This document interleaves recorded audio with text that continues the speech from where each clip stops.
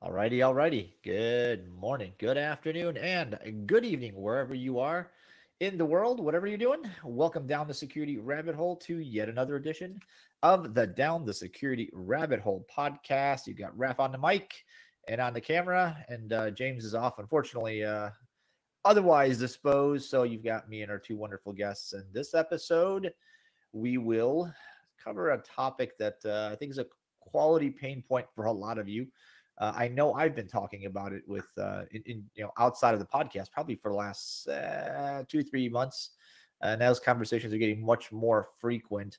That topic, of course, is tools rationalization, tools, security tools specifically, but budgeting tools, controls, all those topics kind of mixed into one. I'm trying to figure out whether you have too little, too many, too much, or just good enough, as Goldilocks once said. So to get us going, let's do a quick round of intros, and I'm going to go that way. We're going to go that way. This means nothing to you, but I'm trying to figure out camera angles. So we're going to go that way. Andrew, you are first, sir. Quick intro. Hello there. I'm Andrew Morris, UK and Ireland Practice Director for Application and Cybersecurity for Turnkey Consulting, which means I oversee all things delivery and customer happiness.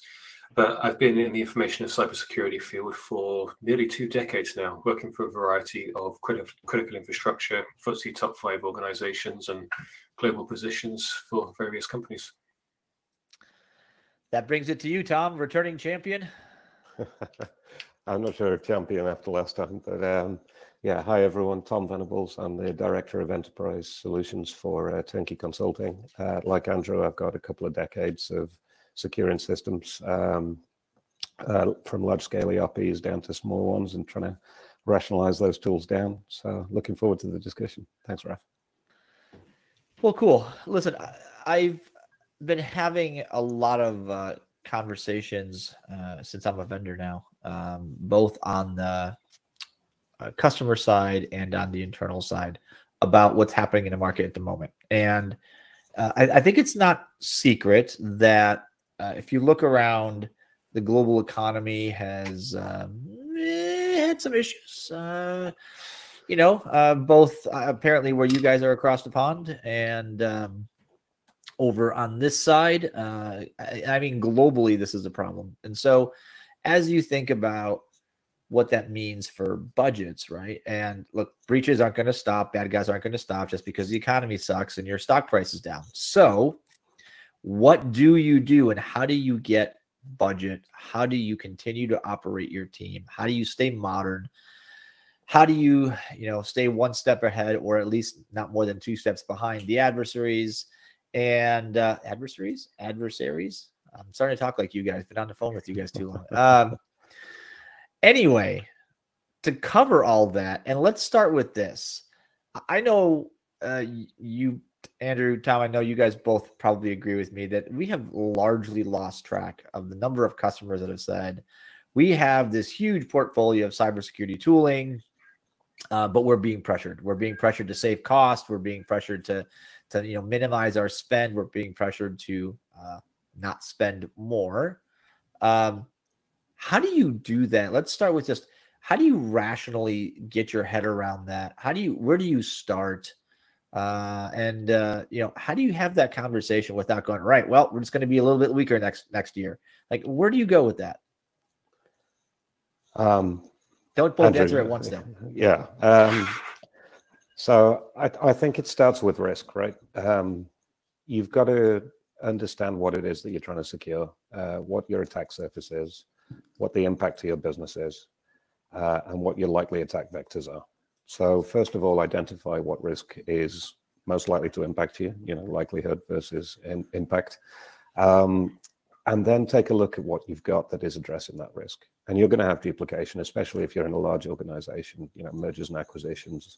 If you've just been responding to a breach, you're going to have bought a load of tools to do that panic buying response that we see. But take a look at what is providing the most effective coverage against the most likely threats. Start with that and then identify any gaps. In terms of responding to the squeeze on spend, the the big part is you don't necessarily have to save money on licensing tooling. If that tooling isn't duplicating effort and it's addressing your risk effectively, you can recoup that spend with process efficiencies and start to demonstrate return on investment elsewhere. It's not all a technology problem. I mean, Andrew, you've been doing this as well. Yeah, no, absolutely. Go ahead, Andrew. I was going to say, one of the first steps is, of course, is to make sure you have an accurate list of all the tools and software that you have, right? We know many organizations they've bought and it's acquired. It's only used by one team. Shadow IT is no different, right? They still purchased it. It's a couple of licenses here for that threat intelligence service we used once when we had that suspicious looking email. Getting that list in place and then start mapping it out, as Tom said, mapping it to risk, mapping it to functionality, mapping it to controls. What do we actually use this for? Is this a key strategic piece for us? And that's got to be the starting point for me. How do you, all right, Tom, you said the word risk, so I'm going to pick on you first. This industry has this awful habit of, and this is not necessarily your fault. I'm going to blame you for the time being, though. This industry has an awful time saying, yes, it's all about risk. I'm like, risk of what? Risk to whom? What the hell kind of risk are we even talking about? Can we plant a flag for the future of the conversation as it pertains to risk? Yeah. So first of all, cybersecurity risk gets treated as an operational level risk, a business interruption, ransomware attack. It's often not tracked at the same level as more strategic risks. So risk management is one of those broad terms that, you could be talking to the board about something very differently to a CISO. And not enough CISOs are represented at board level. But what we're talking about is anything that has a financial impact on the organization, because you're not going to get funding unless you can prove that. Okay. So hold on. You said the magic words. Okay. So I worked with a guy that James Christiansen many years ago that taught me that there are basically 6-7 different types of risk that businesses are aware of: strategic, operational, competitive, legal and regulatory, financial, reputational, and health and safety. Mm-hmm. I didn't hear cyber in there. Do you agree that it doesn't belong, that there doesn't need to be a new one? Not necessarily, because it plays such a big part in at least 4 of the 7 that you just listed. Yeah. Especially regulatory. Not being able to demonstrate our cybersecurity controls is now, and upcoming, we've got new SEC regulations, I think 18th of December on publicly listed companies. The compliance angle is a good one for a CISO because it unlocks funding, but compliance isn't necessarily the same as security, as we know. That's right. Sorry, Andrew, did you want to add anything? No, just agreeing passionately. Yeah. But strategic risk, we can't do a huge amount about. But cybersecurity risk is impacted by strategic risk. So a war in Ukraine means that we see an increase in cyber attacks against companies, right? Supply chain risk. Yeah, the other way. That's right. Yeah. So cybersecurity is actually part of strategic risk, financial, reputational, and compliance risk. Yeah. Competitive risk. Yeah. If it's not part of health and safety, I don't know what is, right? I mean, I guess it depends on whether you're a marketing firm or a hospital, although maybe not really. And so, okay, before we digress too far down this, so we are having a rational risk discussion.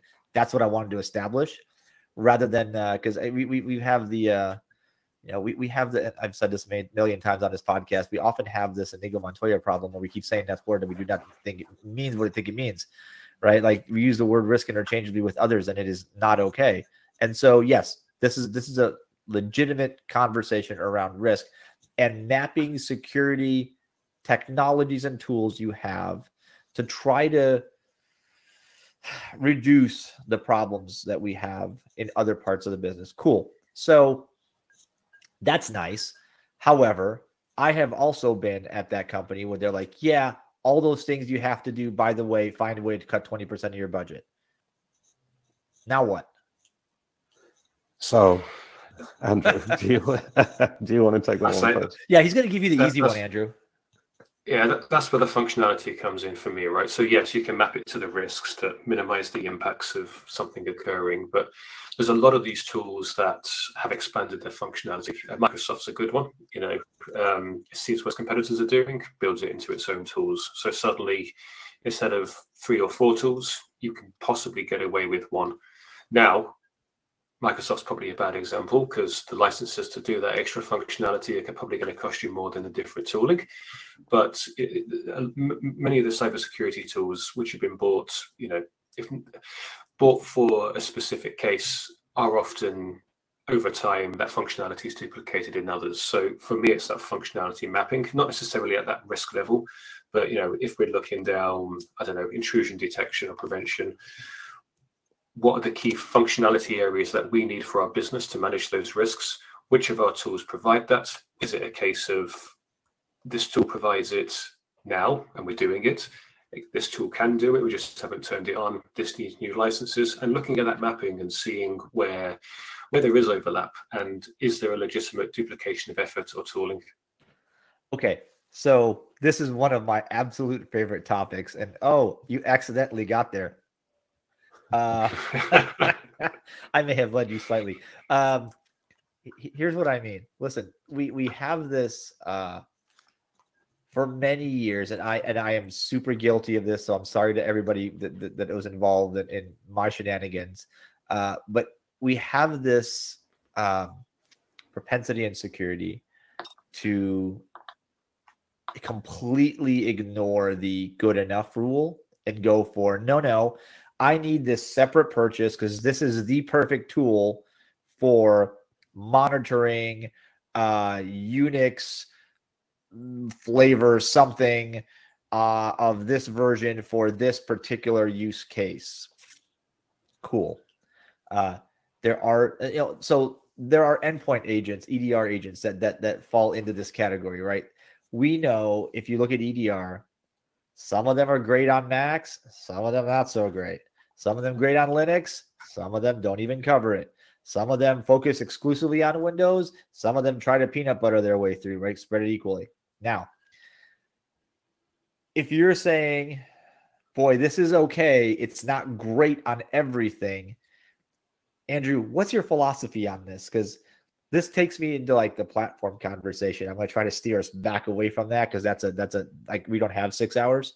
But if you're looking at your budget and saying, all right, I've got 3 tools that technically do the same thing, but in different use cases, how do you have a rational conversation with the people that run it, maybe with yourself, that doesn't devolve into, well, you know what, I just need this. It's just, we just have to deal with it. Like, how do you, and not make yourself feel like you're losing something?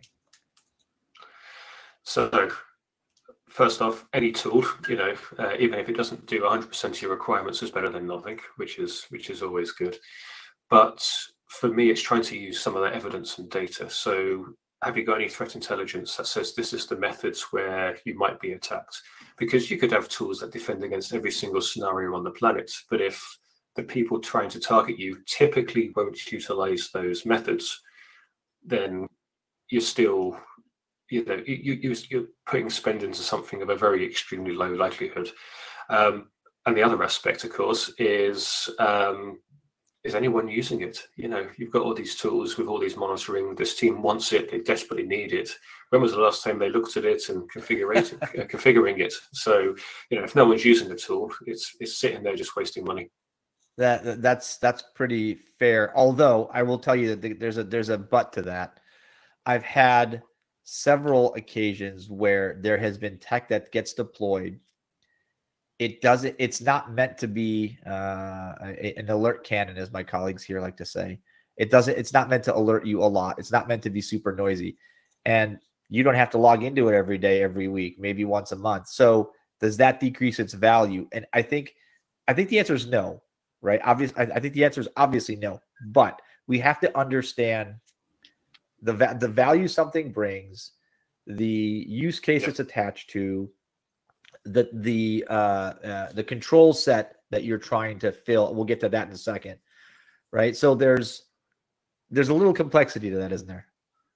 There is, yeah. There's a bit more nuance than I probably, I don't know, bulldoze my way through there. But yeah, absolutely, it's that match of what's being used is what we have good enough. You know, we don't need three things. What's that common functionality? What's more likely to occur, and everything else. Yeah, I think you touched on it as well with you know, the shadow IT problem, or the who's spinning those tools up. You need to federate this information, because if it's not all under one umbrella, you don't know what your coverage is. It comes back to mapping that inventory and that we spoke about at the start. You don't know your overlaps, you don't know your duplication until you've got a decent asset inventory, sorry, and tying that back to the impacted assets that you're covering, which comes back to the risk discussion. Like, I don't care about that AWS instance if it's not running a critical business process. I obviously need to secure it, but if the impact of it going down is less than my on-premise Windows server stacks that are running my manufacturing, I'm going to secure those first. Yeah, that makes a lot of sense. So let's transition this, because we could keep going down this rabbit hole for a bit. Let's if you guys don't mind, I want to bring this back to something I think it's near and dear to your hearts as consultants. Talk to me about this whole like digital transformation thing, because there are lots of companies still going in that direction, right? A lot of customers I've talked to, the bigger companies have most done their transformations. They've done take out the manual processes, the paper and things that are part of the dinosaur age, but not everybody.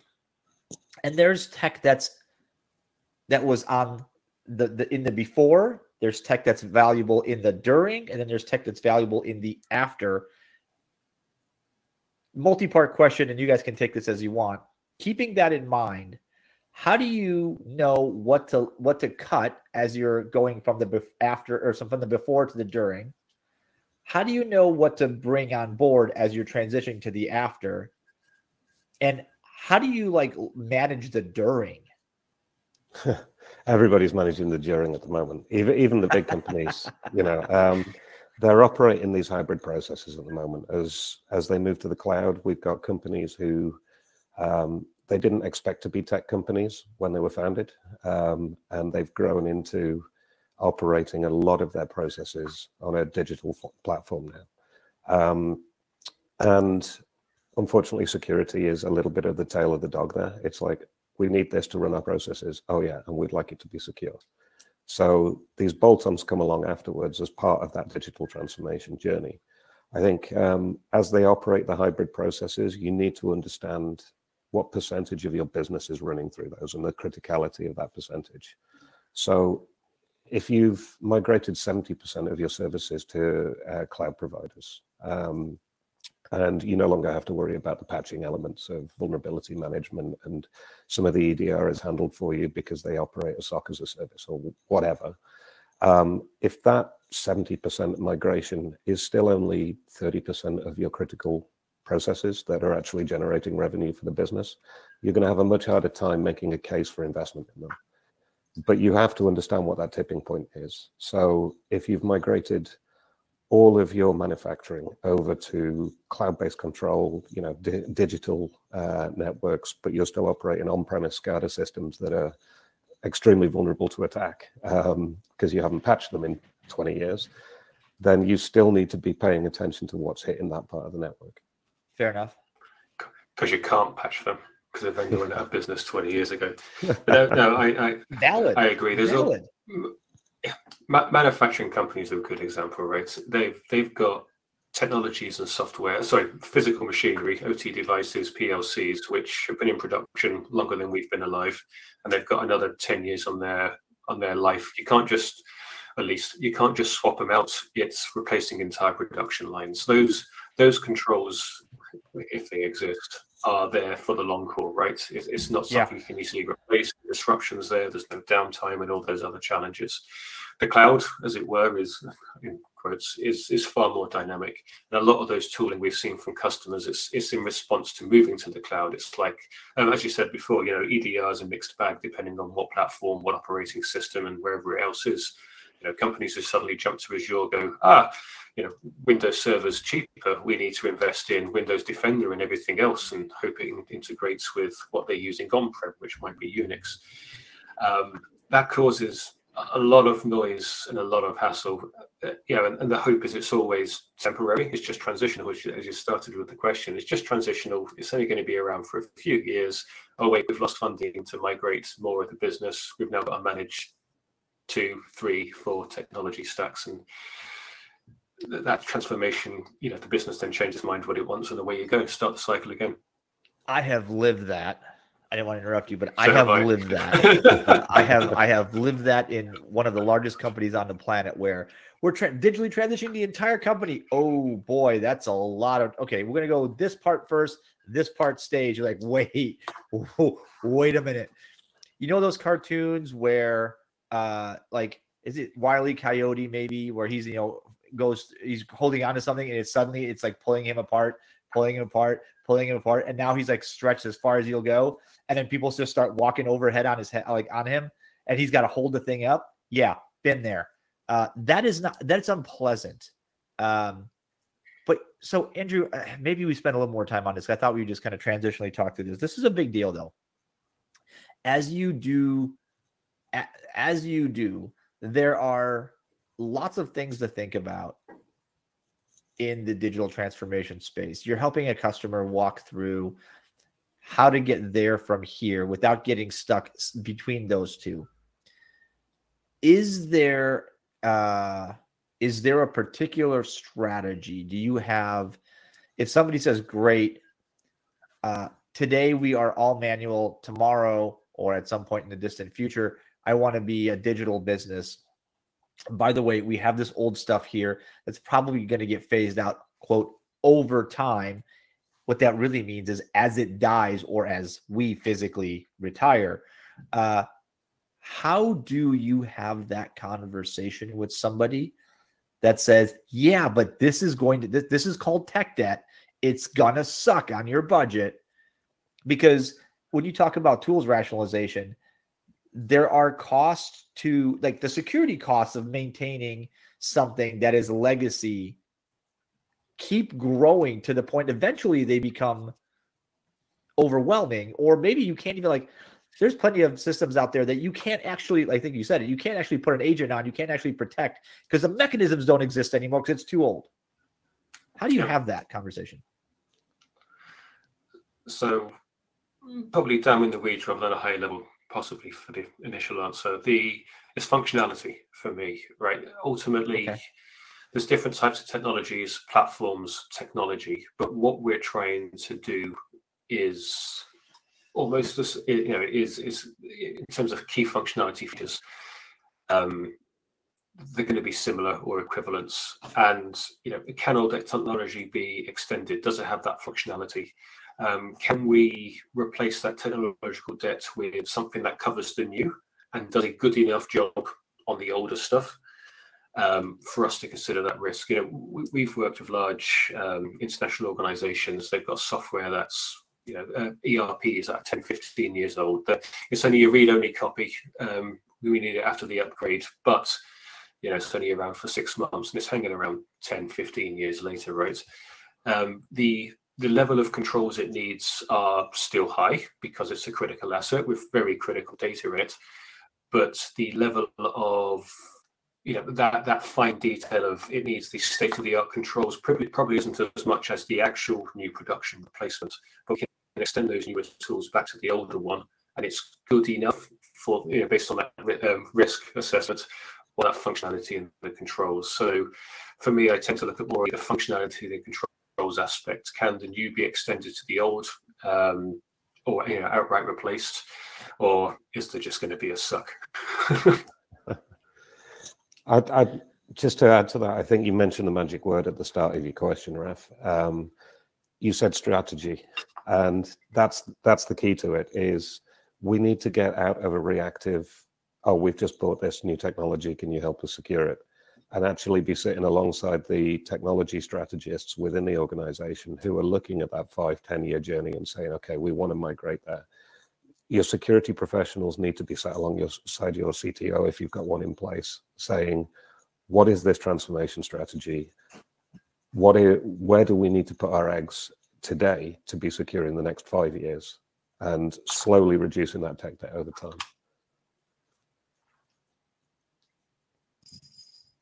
Okay. So much to think, so much to keep pulling on there. I want to, I do want to do this justice, but I think this digital transformation, we might have to bleed this over into our next conversation, because you're right. Strategy is important. But there's strategy is great until you try to execute, and some sort of reality check happens, right? Those reality check happen. Those types of things happen all the time. And sometimes they're beyond our control. Market takes a dive. You end up getting a, I don't know, some sort of new regulation passed that you were not anticipating. Other things happen. This stuff happens all the time, which kind of takes me sideways into the topic I wanted to cover with a couple minutes left here. And I want to give it at least a little bit of airtime. Talk to me about all of this as it relates to controls frameworks, because we have, like, the whole point of having security tools is to have them as controls against risks. Yeah. Cool. Doesn't this conversation get a whole lot easier if we just say, well, you know what? Let's figure out, let's draw risks, the controls against those risks, and then tools that support those controls. And where you have multiple tools with certain control, you go, do I need that?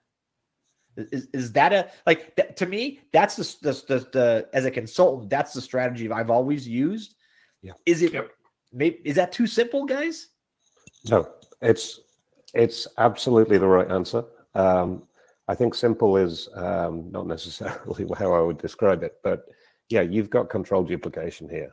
You've also got multiple risks addressed by common controls. If you can't identify that compliance framework, if you're dealing with PCI DSS compliance and health and safety compliance, and you need your SOX and financial controls, and your global financing of terror needs to be proven, etc., those are all going to be addressed by common sets of controls. And if you can map those controls back to a common risk, then you can identify where you've got 6 or 7 solutions that are operating to address that risk. If you can then put control effectiveness scores against those, which is the holy grail for everybody, then you get to that point where you go, okay, this one's scoring a 70%. I've got one over here that's only scoring 20. See, this is why I love having consultants on, because you guys, and I guess me included, I did this for a living for a while. We can divorce ourselves from the emotional attachment that companies build to specific technologies and tools and vendors. And we can look at it and go, right, you've got 4 pieces of tech that support this one control. Okay, I get why this one's here. This is to support your legacy stuff. Why are these 2 here? Because these like 90% overlap, right? Yeah. And once you have that mapping, that's where you identify that duplication. And we spoke about it right at the start, right? You're going to have gaps because, as you mentioned, there's always tactical things that come along. But the overlap is where the cost is. So having a scoring system, and Andrew, I know you want to jump in here because you've built a couple in your time, is absolutely essential to say, this is how effectively I'm addressing that part of my risk. Yeah, and I was just going to add, that's typically the point where it's like, here's our controls, we've got 7 different systems in there, tools, whatever, managing this control. And that's where you have those, yeah, but we need that one because it's Unix. Yeah, but we need this one because it's Mac. And that's when the real emotions come out, and it's that data alongside some of the other, how likely, how is the control actually scoped to either minimize the threat, exploiting a vulnerability and causing a risk, or is it to minimize the impact once it's done? And understanding what type of control it is absolutely as important. Then looking at the threat intelligence, the effectiveness, just to try and see what is actually needed. Do we actually need 3 things for the same control? Yeah, we do. All right, then we need to find a cost saving elsewhere. We can't. We need to go back around again, because I've been there. But yeah, in an ideal world, it's divorced from emotion. It's like, yeah, here's our controls. We're operating these to minimize this risk occurring or minimize the impact. We have 3 things doing the same thing. Back to that functionality mapping. Hey, this other tool we already have can do this for free. We don't need these licenses. But that's a non-emotional take. So I love that, because that's actually the answer, right? That's the secret. It's not a secret, but that's the secret, because that is very difficult. And I found the concept is relatively simple. That does not require a whole lot of rocket surgery. The part that's difficult is actually executing that with that level of emotional divorce from the like, I brought this vendor in, I really like them, they're great. Oh, it's better for these 2 use cases than that thing. And then if you start with the tools and work backwards into the controls and then into the problem, to me it gets really hard. Yeah. So yeah, you're bottom up, right? It's not even that you can't see the wood for the trees. You're down in the weeds. When you're operating the controls, you're not looking at what risk those controls are trying to address. And you need to come at it from both sides. You need control specialists to understand what your coverage is, but you need risk specialists to say, are they covering the right areas? And you remind me of a quote that I heard years ago that said, don't cling to a mistake just because you've spent a long time making it. Oh, I love that one. Yeah, and I've used that in so many of these meetings, saying, I know you've invested in this thing, but it's no longer fit for purpose. Yeah, we need to stop throwing good money after bad. Yeah. There's going to be other factors as well, like your service integrator who provides the service, possibly even the tool. They get a kickback from the vendor. They're going to fight tooth and nail to say this is the best tool for us, but it might not be. It's just because they're the experts, and that's where that training comes in as well, right? If you have 400 different tools, you get a new starter in. You're going to have a lot of onboarding time to learn the different tools, where they sit, what they report into, the integrations of that. Imagine being an architect walking into this and going, where's all my interfaces? Oh, and so reducing that tool set helps in other areas as well, reducing costs. Back at Thompson at the very start, that process level, you can reduce the onboarding time if there's less tools. If there's only one data feed coming in for this particular type of activity, it's easier to do rather than merging 3 different data sets, making sure they're consistent, and then detecting or threat hunting or whatever you're doing with it. So there's other different savings in there, and especially is someone else actually own that tool. There's the amount of times as a security team we've ran Sarbanes-Oxley tools for the business. It's a business tool, it's a business risk. Should they be funding some of that work and effort? We're managing the risk on their behalf. Yeah, shared accountability. You mentioned budgets getting squeezed right at the top.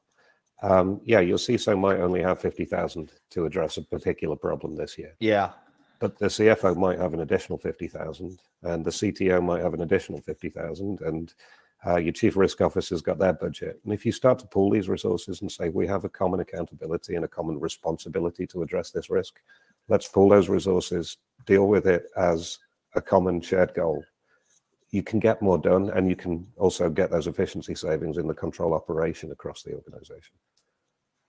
Yeah.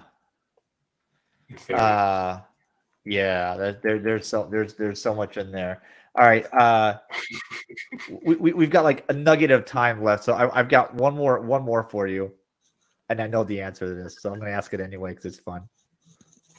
What's the magic number? If I've got 5 employees in security, like what's your give me a range, forget magic numbers, give me a range of like security tech that group can effectively handle without just completely losing it. Oh, perfect. It depends. Consulting answer here. Yes, of course it depends. Yeah, I mean, there is no one size fits all. It is going to depend on the nature of your business. If you're in manufacturing, you need your production lines running. So you're going to have to spend effort there. It comes back to risk to the organization. But if you're in pharma, it's going to be IP. And again, manufacturing, any system that is controlling those IP systems. But you need to understand your inventory, understand your impacted assets, understand your attack surface, therefore, and understand who's attacking it. That will then give you, okay, we need to secure our email servers because that's always going to be one of the most common attack vectors. We need some sort of telemetry to understand when we're being attacked. And we need something to consolidate that and be able to report that back as a control effectiveness score to those risks. That's where I'd start. Andrew, I mean, it's a tricky one. Yeah, I don't think there's one answer. I don't, you know, there's only so many hours in the day for people. What are their jobs? What else are they trying to do apart from, they don't want to be managing tooling all day. They actually need to be talking and educating and the other bits and bobs they do. It depends. I think for me, again, prioritizing the processes, as Tom said, but it's looking at what the team can practically do, because you might have a fantastic SIEM tool, but you have even no data coming into it because you haven't bought EDR, or you get a critical alert, but the incident management process you haven't actually got someone looking at, so the incidents aren't being detected, or if they are, you have no one to respond to them, right? Or you have no tooling there. So a lot of it is going to depend on what is the actual capacity of the team. If no one's looking at these tools, well, I said earlier, if no one's looking at these tools, they're not managing risk. Well, they might be, but it's not a black and white answer. But there's a high chance that if you've got a SIEM and no one's looking at it, you might as well not have one up unless an incident happens and you want to go back in time. All right, fine. I lied. One more. And either of you guys can take this, or both of you guys can take this. We'll keep it short though. If you look at tool categories, okay, if you look at tool categories, which one's the one you always are like, right? They always have like 20 things in that category. What's the worst offender? Oof. I actually have two. Okay, two then. Security training is something that I see, and integrating that. I see it run by HR. I see it run by InfoSec. There's different training categories. Fair. They don't consolidate that and understand how effectively they're addressing the human element of this. Yeah. So I'd like to see some more consolidation in that space and some actual targeted work, and tying it back to testing with internal phishing campaigns, etc. Yeah. The other one I see a lot of duplication on is EDR, but I think that's because I see a lot of digital transformation, and so I'm seeing 6 or 7 solutions governing hybrid estates, firing terabytes of log information at SIEM solutions, and then a lot of effort being expended to try and rationalize that down. Andrew? For me, data loss prevention. You're looking at databases, so the contents of them, data flows, extraction, classification. The list of tools can be quite endless. Inside your network, go and get inside your network SaaS tools. It can quickly move into like an absolute rat's nest of software just to see who's sending an email and what they're doing with the attachment when they save it to their OneDrive, or whatever. So DLP for me, you've got to be clear on what you're trying to do. Otherwise, there's hundreds of tools. Yeah. All right, and last but not least, Tom, can you give us a wide shot of that background? That is so cool. So that's our mural that we did for our 10-year anniversary. There's a lot of little stories about the company on there. So it looks like a fake background, but it actually sat in front of the mural. That is super cool. All right, folks, that hopefully was informative. I know we covered a lot of ground, but we started wide, we narrowed, we went back wide, we narrowed, we went back wide, and I think right here is where a great place to end, because we have focused. If you forget everything else, my one nugget of takeaway, and I'll let you guys give me your takeaway out of this. I'll go first so you can think a little bit.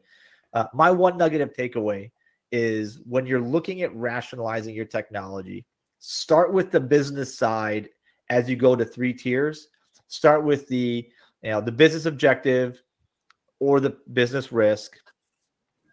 Jury's out on which one's better. Go to then next, map that to the controls, then go into your tools. Don't go the other way, because if you're going the other way, it's gonna end up a mess. That's my takeaway. Who wants to go next? I would have just, similar to you, just worded differently. Try to understand what you're actually trying to achieve with your tools. Yeah, fair enough.